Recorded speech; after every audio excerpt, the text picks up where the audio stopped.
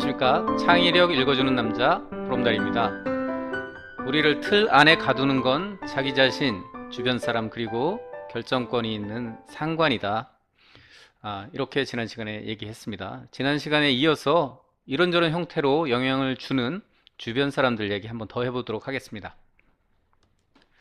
제가 오랫동안 근무하던 회사를 그만두고 사업을 하기로 준비하고 있었습니다. 아주 재미있는 컨셉이었고 또 앞에서 배운 새로운 사용자 가치를 만들어낼 수 있을 것이다. 이런 확신이 들어서 저는 큰 기대를 하고 있었죠.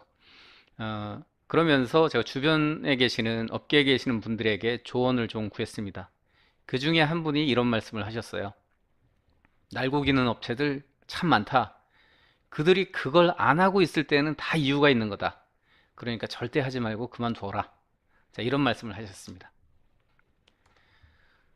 저는 이게 제 기획을 뒤집을 만한 그런 논리는 아니다 이런 생각이 들어서 또 한편으로 이거 무슨 자다가 뒷다리 긁는 소리야 이런 생각이 들어서 그 조언을 따르지 않고 그냥 제 계획대로 밀고 나갔습니다. 그래서 그 사업을 추진을 했죠.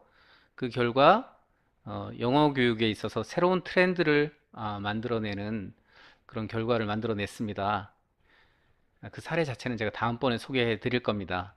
제가 오늘 말씀드리고자 하는 것은 자, 남들이 안 할 때는 이유가 있는 거다. 이거에 대한 얘기입니다. 남들이 안 할 때는 이유가 있는 거다. 여러분들은 업계를 얼마나 믿으십니까? 남들이 정말로 치밀하게 현재 그들이 하고 있는 일을 치밀하게 고민을 해서 사업을 하기로 결정을 했을까요?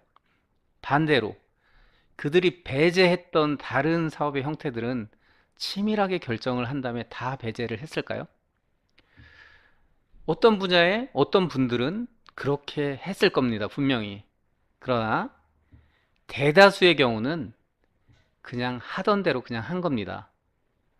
지난 시간에 미국 와인 업계 저희 살펴봤죠. 그들이 어떻게 했습니까?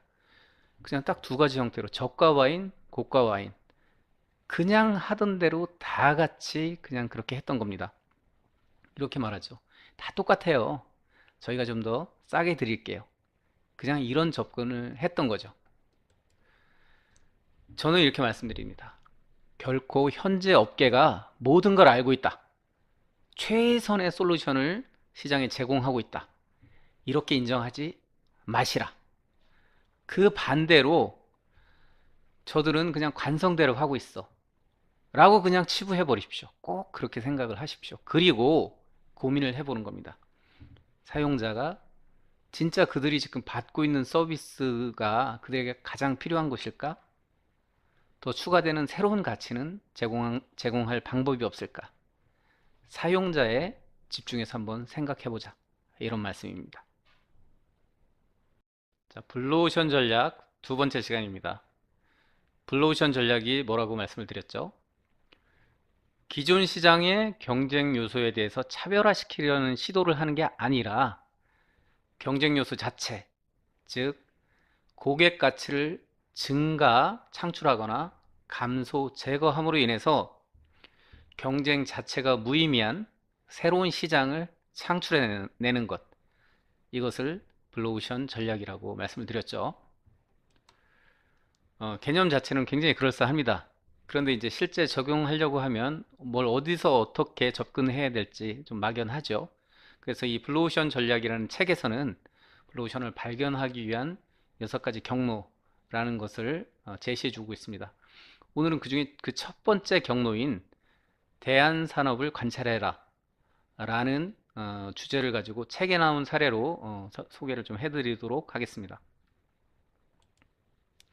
대안제라는 건 기능과 형태는 다르지만 동일한 목적을 가지고 사용되는 상품이나 서비스를 말합니다. 예를 들어 이런 겁니다. 중고등학생들이 방과 후에 한 2시간 정도 시간이 있어요. 이 2시간 동안 뭐를 할까? 누구는 농구를 하자, 누구는 영화를 보자, 누구는 잠을 자자, 누구는 비디오 게임을 하자 이렇게 말을 하겠죠. 지금 열거된 그 모든 것들이 대안제에 해당하는 것입니다. 제가 아는 분이 인문학 강의를 하시는데 이런 말씀을 하시더라고요. 내 강의의 경쟁자는 다른 인문학자가 아니라 프로야구야, 프로야구. 이렇게 말씀을 하시더라고요. 그분이 정확하게 꿰뚫어 보고 계시는 겁니다. 자, 대안제라는 건 바로 이런 겁니다. 자, 부유한 개인이나 비즈니스 중역들이 출장을 갈 때 이용할 수 있는 대안은 딱 두 가지가 있습니다. 현재 시장이 그렇다는 거죠. 첫째는 일반 항공기의 퍼스트 클래스나 비즈니스 클래스입니다. 두 번째는 전용 제트기를 사서 타고 다니는 것이죠. 자, 전용기가 빠르고 편리한 게 분명한데 왜 퍼스트 클래스나 비즈니스 클래스를 탈까요? 네, 뭐 말할 필요도 없습니다. 가격 때문에 그렇죠. 제트기는 전용기는 처음에 살 때 구매 비용도 엄청나게 많이 들죠.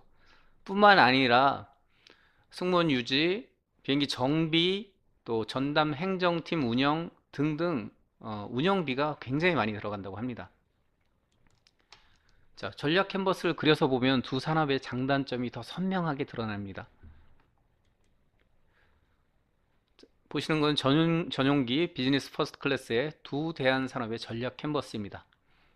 비즈니스 퍼스트 클래스는 상대적으로 느리고 탑승 수속이 불편하고 갈아타야 하고 기내 서비스도 약하지만, 즉 느리고 불편하지만 왜 선택한다고요? 싸기 때문에 선택을 합니다. 한편 전용기는 수백만 달러의 초기 투자비가 필요합니다. 그리고 승무원 운영, 유지보수 등의 관리비가 들어가고요. 픽업 목적지까지 빈 비행기로 이동하려면 또 비용이 또 들어갑니다. 그러하지만 제트기를 타면, 전용기를 타면 갈아탈 필요도 없고 맞춤형 기내 서비스 받으면서 빠르고 편리하게 목적지까지 갈 수 있습니다. 다시 말해서 비싸지만 빠르고 편리하기 때문에 전용기를 선택하는 것이죠.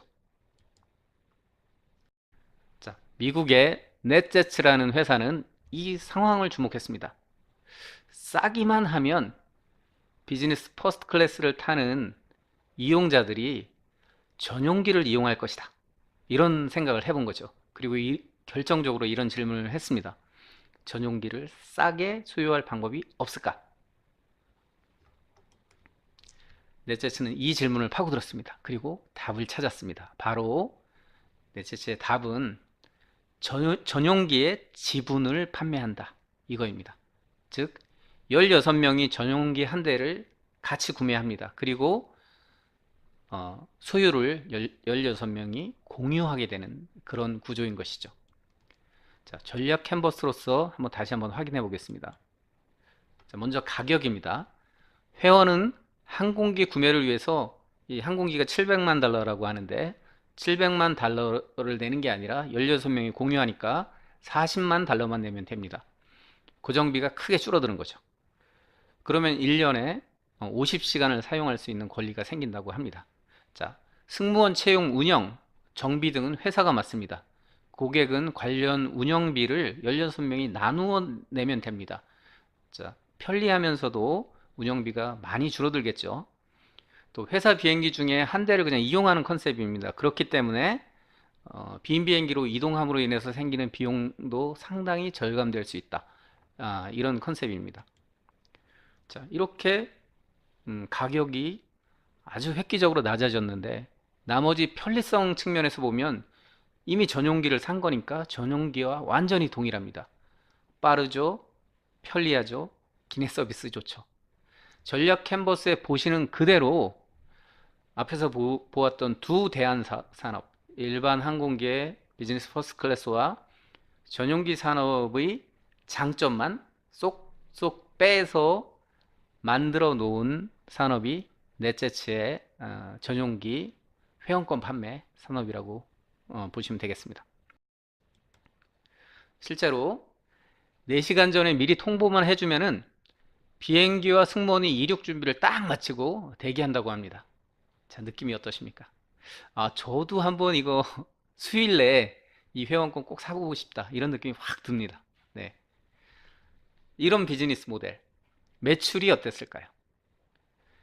넷제츠는 현재 항공기 700대를 소유하고 있다고 합니다.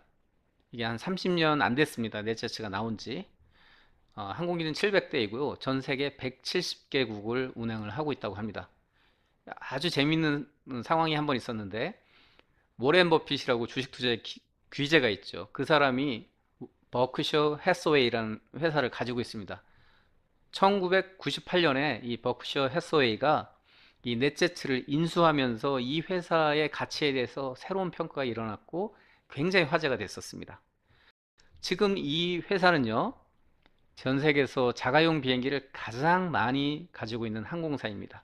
그러면서도 수십억 달러의 매출을 만들어내고 있는 것이죠. 정말 엄청난 회사로 성장하고 있고 거의 경쟁사가 없을 정도로 쭉쭉 성장해 가고 있습니다. 넷제츠는 대한산업을 관찰했습니다. 그리고 구매 및 유지 관리 비용에 집중했습니다. 그리고 완전히 차별화된 서비스를 고안했죠. 그래서 이런 슬로건을 만들어낼 수 있었습니다. 비즈니스 퍼스트 클래스의 고정비 또는 변동 비용으로 자가용 제트기의 편리함과 속도를 누려보세요. 자, 이런 멋진 슬로건이 나왔습니다. 포커스, 집중, 차별화, 멋진 슬로건. 이게 나올 수가 있다면 이미 훌륭한 블루오션 전략이 세워졌다. 이렇게 말할 수 있다고 이 책에서는 말하더군요. 네. 자, 넷제츠 오늘 살펴봤습니다. 여러분들 대한산업에 한번 주목을 해 보시기 바랍니다. 특히 다른 산업에 어떤 장점이 들어 있습니다. 아, 저거 내 사업, 내 비즈니스에다 딱 적용하면 딱 좋겠는데, 아, 그런데 요거 때문에 도입하기가 어려워. 그러면 그것 때문에 포기하지 말고 그 문제를 한번 파고들어 보십시오. 그 문제를 딱 파고들어서 극복하기만 하면 완전한 신천지, 즉 블루오션이 펼쳐지게 됩니다. 여러분 한번 꼭 이 접근 해보시기 바랍니다. 자, 오늘의 유머 시간입니다. 오늘도 유병재 씨 유머 한번 소개해 드리겠습니다.